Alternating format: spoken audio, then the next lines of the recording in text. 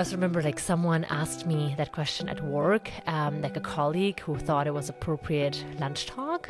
And at that time I was going like in the middle of literally IVF.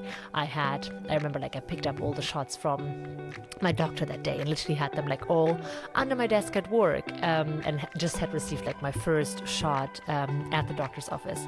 Some are going through really big struggles, and maybe having a child is the biggest thing they want and the biggest thing they hope for, but it's just not so easy for everyone.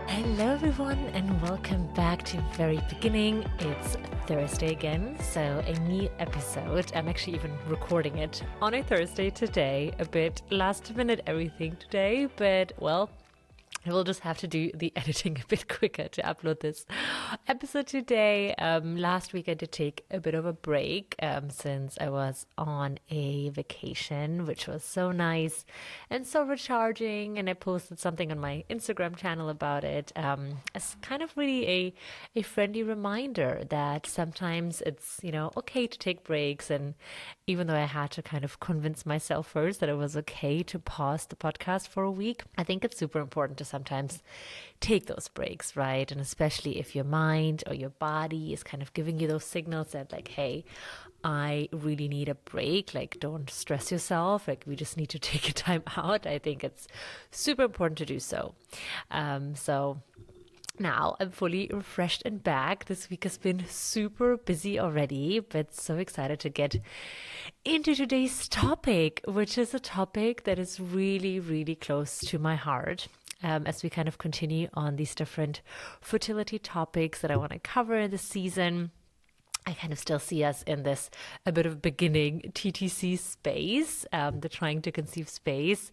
Once we're done with kind of that topic area, I also have so many episodes planned on IVF and other topic areas. But as always, if there is something that you're interested in and you would like me to talk about in future episodes, do pop it in the comments.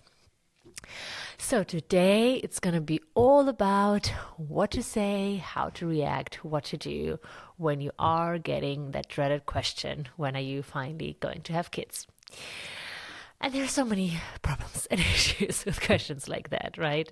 And I also want to get into that. But really to start, as I was thinking about how, I want to really create this episode of what I want to talk about, I kind of took a step back and was thinking, like, it's so crazy that in society, it's so normal, right, to constantly ask people, but especially women, when they're going to do the next big thing. I don't know how your experience was, but for me, I remember when I was in my kind of mid-20s and I was single for a while, I would always get the question, like, when are you going to have a boyfriend? Like, you're already, like in your mid-20s. And then when you have a boyfriend, everyone is asking, when are you getting engaged? When are you, like, when is he finally proposing? When are you getting married? And the crazy thing is, like, the minute you're married, and I literally remember, like, someone asked me that the day after our wedding. Like, we had a brunch after a wedding, like, to say bye to all the guests. And someone asked me that at the brunch, like, so, when are you going to have kids?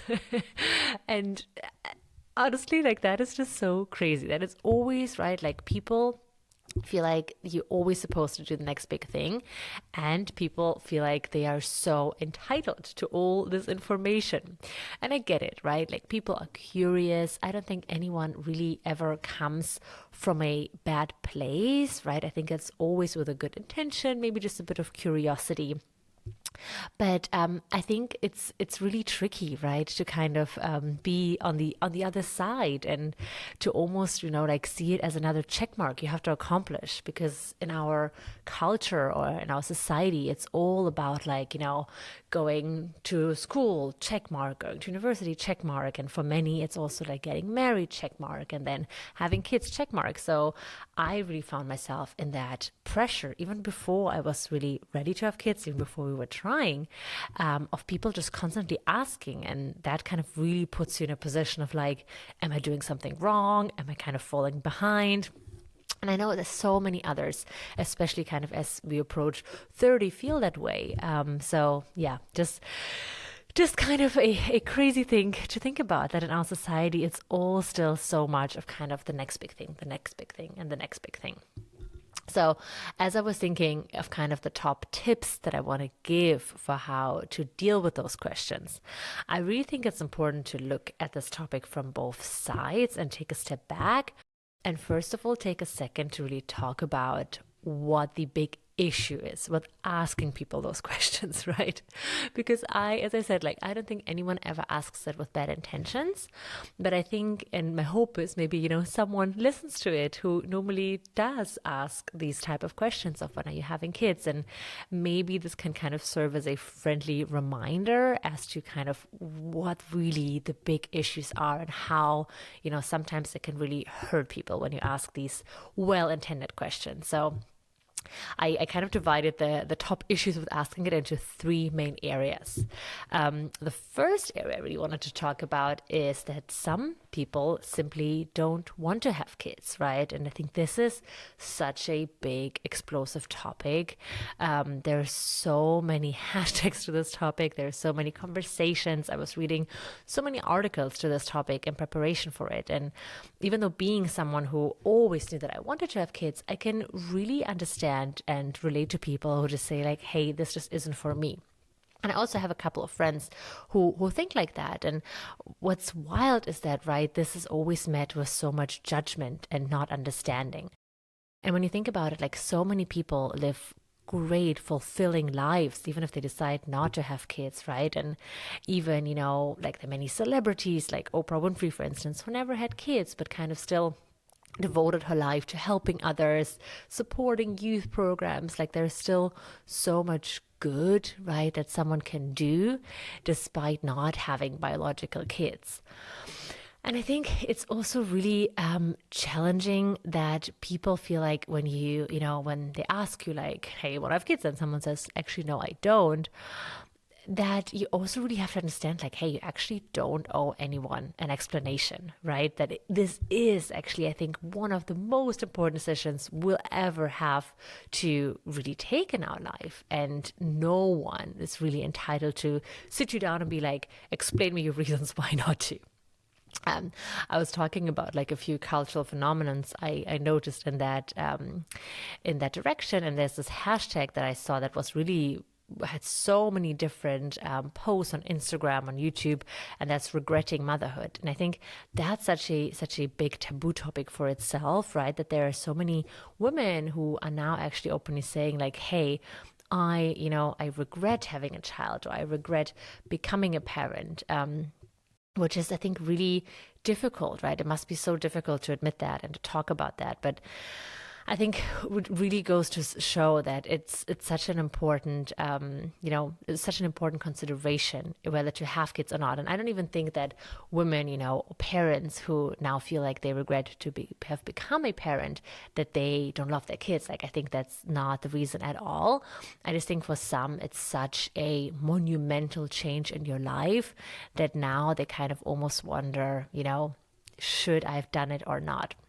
So it just goes to show that some people just truly don't want it, or truly just feel like they don't want to abide to this societal pressure, or that pressure of like check marks that I mentioned in the beginning. So yeah, just I think in this topic of like, or in this bucket of some people just simply don't want to have kids, so important to really, understand that like if you're asking this question, you might be tapping into such a big Pandora box of reasons why someone is really, really doesn't want it, and they don't owe you an explanation. But it's just such a loaded topic, and it's really even not so much a when are you having kids, right? But for some it's if, and for some it's really like a never kind of answer. So really important, I think, to remember the top reason to not ask it is that some people simply don't want to. The second one, and of course this one hits really close to home because that's something that I've experienced myself, is that, of course, some people struggle with fertility issues and some people struggle with conceiving. So when you do, ask that question about when are you having kids, or are you having kids, which again, I never assume it's with bad intentions. But it can just really be a dagger in someone's heart at the time, because you never know what somebody is currently going through. I received so many questions from friends and family throughout that time when we were trying, and it was always so, I mean, it's at times it was fine to deal with, at other times it was just really, really tricky and just really hit like a sore spot. I remember getting that question from a friend about like a week maybe after my miscarriage, and even though it was a close friend, it was still like, like a dagger in my heart, because at that point I wasn't really ready to talk about it. I mean, now it's a year later, like I'm really open about it. I can't talk about my miscarriage. I mentioned like I'm gonna do a whole episode on it, but back then I wasn't ready. So that's just so tricky, right? When you then presented with that question and you kind of put on the spot and you have to respond. And we'll talk about my tips for replying in a minute, but just a reminder as to kind of the reason not to even put someone in that position. I also remember like someone asked me that question at work, like a colleague who thought it was appropriate lunch talk, because it was kind of all just women sitting at a table, and she felt like it was appropriate to ask like, so who has kids? And at that time I was going like in the middle of literally IVF. Like I remember like I picked up all the shots from my doctor that day and literally had them like all under my desk at work, and just had received like my first shot at the doctor's office. So obviously though, at like in this context, I didn't really want to open up about it to colleagues. Some of them were superior to me, right? It just didn't feel like the right place and time. So I just said no. And then what followed was kind of a lecture on, well, why you shouldn't wait too long, and why you kind of should have kids sooner rather than later. So again, just so challenging or so tricky for someone who is in that position. So friendly reminder, reason number 2 why to not ask it is that some are going through really big struggles, and maybe having a child is the biggest thing they want and the biggest thing they hope for, but it's just not so easy for everyone. I was also thinking about kind of different, examples that I know, and I remember that interview that Jennifer Aniston did with Allure magazine. I believe it was in 2022. And she also opened up, right, that like for years, if not for a decade, she was going through like various different fertility treatments and doing everything she could, right, to try to get pregnant. And that just like got me thinking, like for so many years, she was always seen as like, oh, the one whose career is more important to her. And like, that's why, she can't keep a man. And that's why, Brett left her for Angelina. And imagine like hearing all of that and reading all of that about yourself, and actually you are trying everything, right, to conceive, but for whatever reason, it's just not working. So really, really important to talk about this. That's why it's so, why I made it really my mission to talk about this openly, just to spread that message about like, hey, it's not easy for everyone. And I think this also brings me to the third reason why I would recommend to not ask people the question about when or if they're having kids, is that it's not even always a question of like, I just simply don't want to, or I really want to, but I'm struggling. But the third one is really some just simply don't know.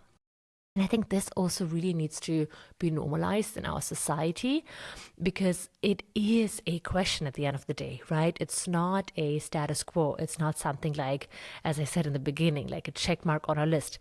In the same way that actually none of these things like university or marriage or anything, I truly believe should be, kind of set in stone, because all of these are decisions and all of these are personal. But I think the having kids one is just such a monumental, because it doesn't just affect you, it affects another human, it affects another life you bring into this world that you're going to be responsible for. So it is really an important category to consider that some people simply don't know.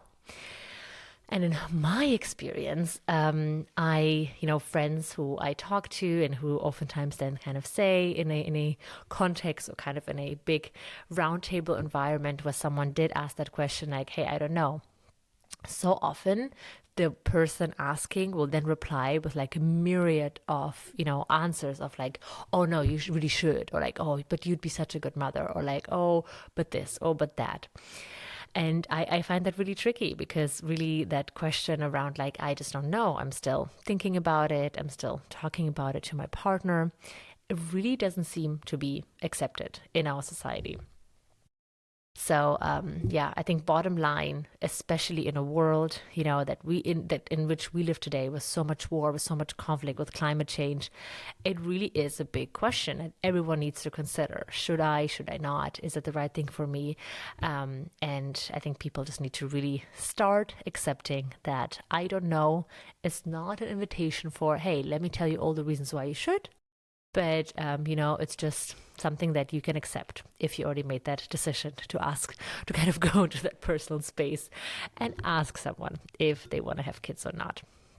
These were really my top 3 tips why I suggest you don't ask people when and if they should have when and if they want to have kids. My bonus tip for that is also that I get it. Like, everyone is curious, and I'm not even. That's why I really wanted to talk about these kind of reasons why to not ask at first, because I'm not saying that I'm any better. Like, I'm saying I'm also curious, and I've also found myself, especially with close friends, or especially with like couple friends where I know like we got married at the same time, to also be really curious. And maybe even like ask my partner, like, hey, have you spoken to this friend of yours? Do you know if they're also trying? Because of course it's like human nature to be curious. It's also human nature to seek out like kind of people who are in a similar kind of position in their life. So it all makes sense. But I think what's my bonus tip, or what at least I started doing, is to really just take a step back and think, is my question doing more good or more harm to that person? Because more often than not, if people do want to open up about it, they will come to you and they will share. But to almost, taking a step back and think about like, well, my question possibly caused more harm than good, I think is a very, very helpful advice to just always, take that little step back and ask yourself, is it doing good or harm? And in the background, you'll see my cute doggy Bella, who is always doing more good than harm, at least 99% of the time. So just a friendly reminder to take that step back.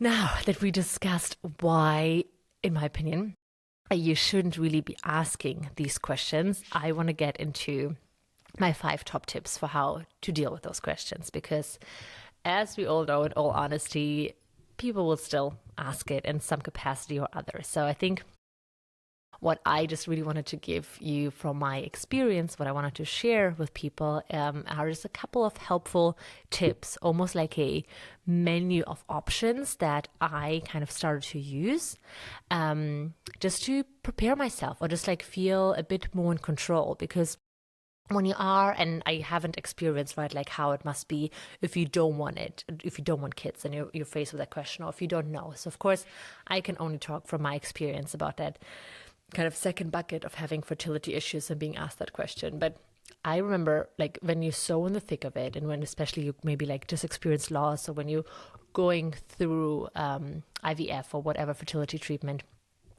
especially after the miscarriage also, I was really dreading to go to like certain functions, like family events, family gatherings, or friend events, where I knew like there would be some noisy people, there would be people with kids who would be curious, kind of like, what about you?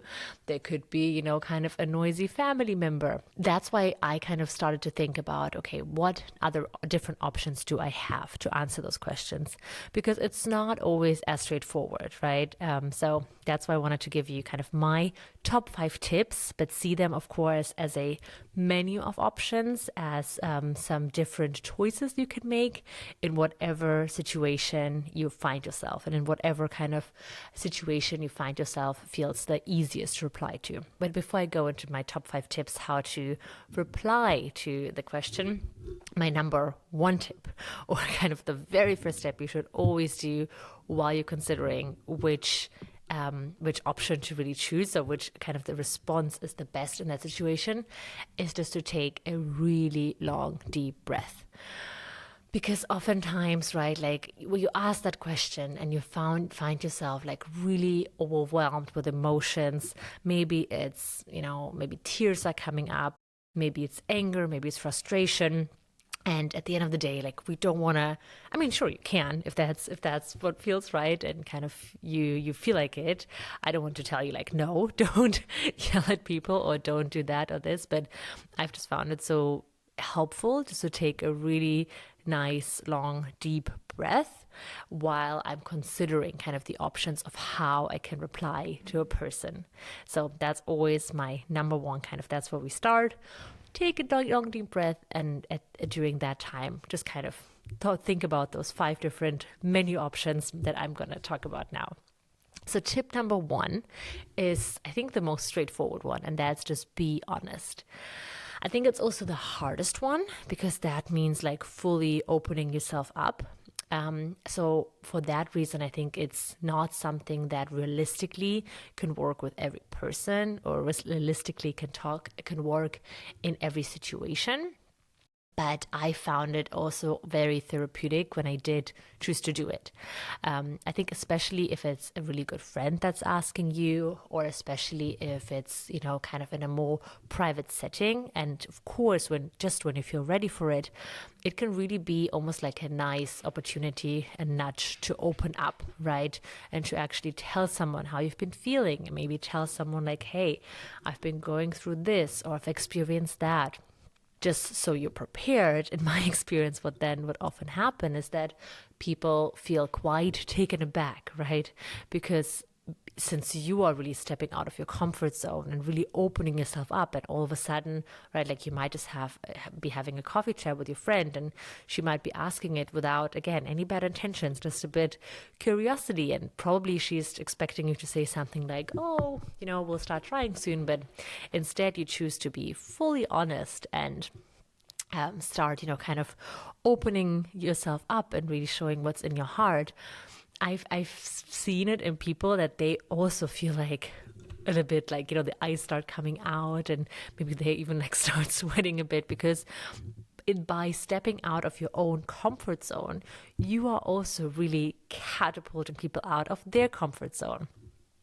So just be prepared for that reaction that some people might just be like, whoo. And oftentimes they would then kind of be like apologetic, like, oh, I didn't want it to step too close. But if you do choose that you want to go down that path and be honest, I think it's also a really nice way to kind of maybe even take a friendship to a next level and see if you can talk to this friend or that friend about such intimate topics. So that's really, I would say, the most challenging path to choose, but one that can bring you a lot of value. One can bring you a lot of healing, because at the end of the day, that's also the one where you'll be the most authentic, where you'll show yourself the most vulnerable. And as I said, like for me personally, talking about these difficult topics have really helped me to heal.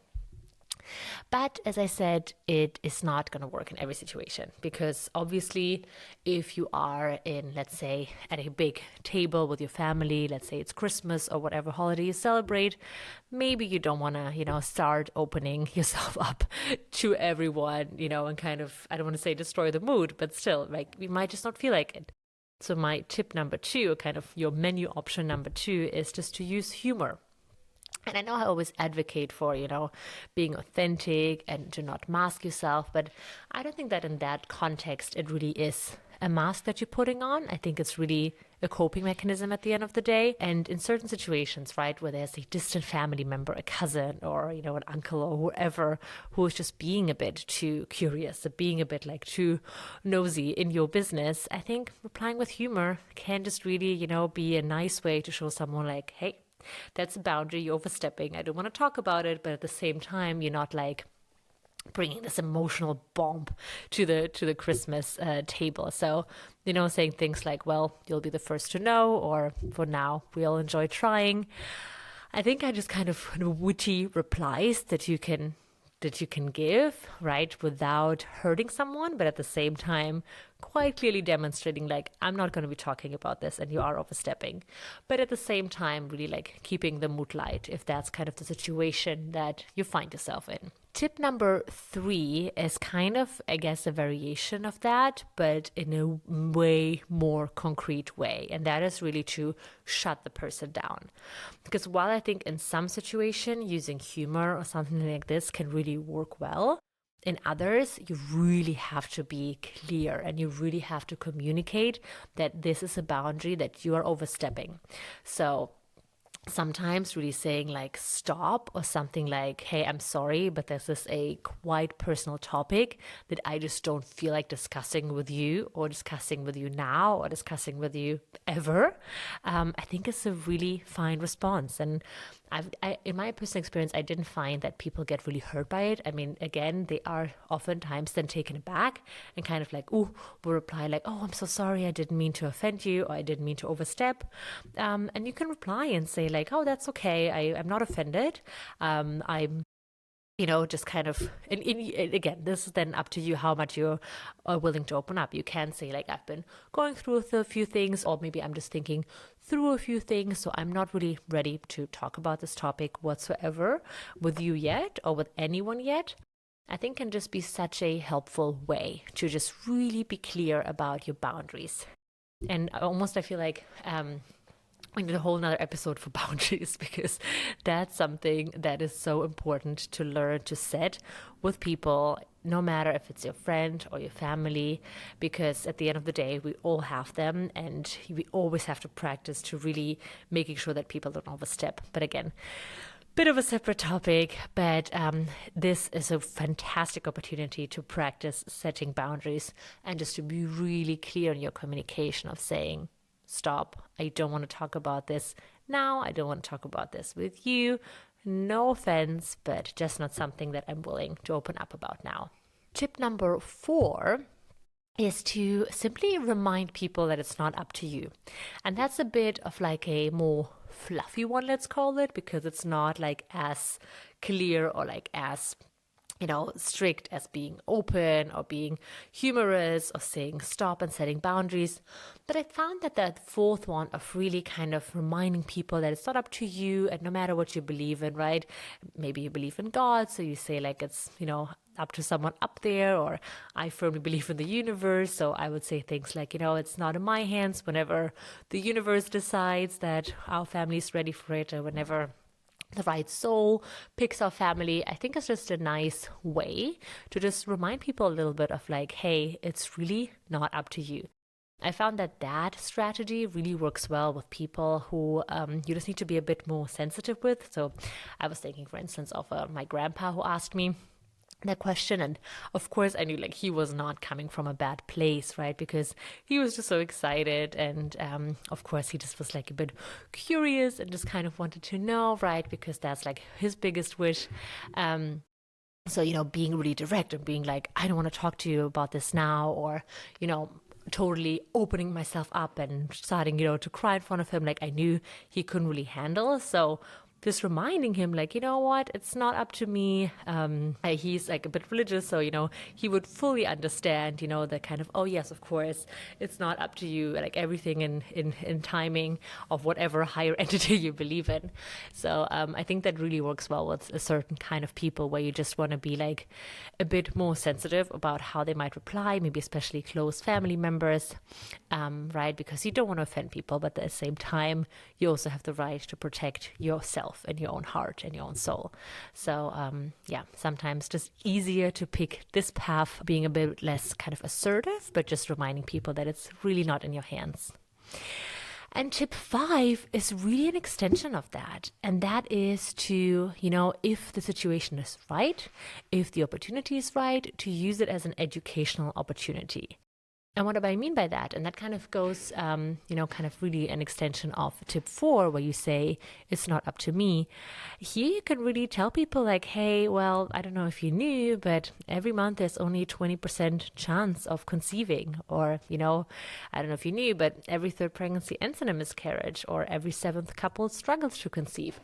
If you just have kind of little facts like that front and center in your mind, I found it quite helpful just sometimes kind of, pick and choose a few statistics that you could drop, because while some people, as I said in tip 4, for them they can like totally relate to a more spiritual thing and be like, oh yes, of course it's not in your hands.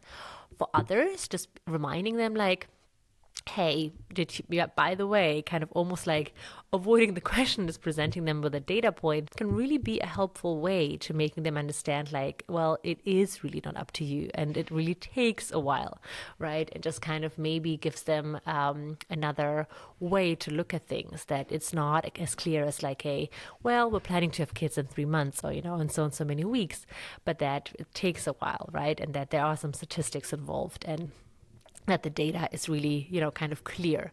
So I found that one to also be really helpful in certain situations. So with certain kind of people where, I wasn't ready to be emotional, where I wasn't really ready to open myself up, but where I knew that people would, kind of respond pretty well to certain data points or facts when they're presented with.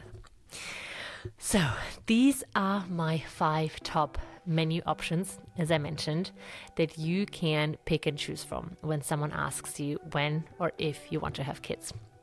As I said in the beginning, I think there is still so much work that needs to be done in our culture and our society to reduce the amounts of times we ask people that question. And if you already forgot all the reasons why you shouldn't be asking it, maybe rewind and listen to it again, because I was talking about it in the beginning. But I'm just hoping that these 5 tips can just help you to feel a little bit more prepared, a little bit more in control as you go into situations. Because again, I know how hard it can be when you're just kind of dreading to go to some kind of, family function, friends event, because people might ask you that, and you're just like working yourself up and getting all anxious and getting all, flustered and nervous. So just to help you really deal with that in your day-to-day life, just knowing, having options for how to respond, I found to be really helpful. So I hope that these tips can help you. Don't forget my most important tip, to really take a deep breath when you are being asked those questions, because that can just help so much to bring yourself down, to calm down a bit, to relax, to, really decide, like, am I ready to open myself up, or should I be maybe picking more of like an approach of setting boundaries? So always try to take a step back and a little breath before you do so. I'm also super curious for any other tips that you guys might have, that someone might have used in the past, for any other coping mechanisms or any other responses that you might have given. So pop them in the comments if there's any kind of really helpful strategies that you have used in the past for dealing with those questions. And as always, if you did like the episode, it means the world if you subscribe, leave a review, or like, depending on what channel you're listening or watching. But thank you so much for tuning in. I hope you enjoyed the episode, and I look forward to seeing you next time.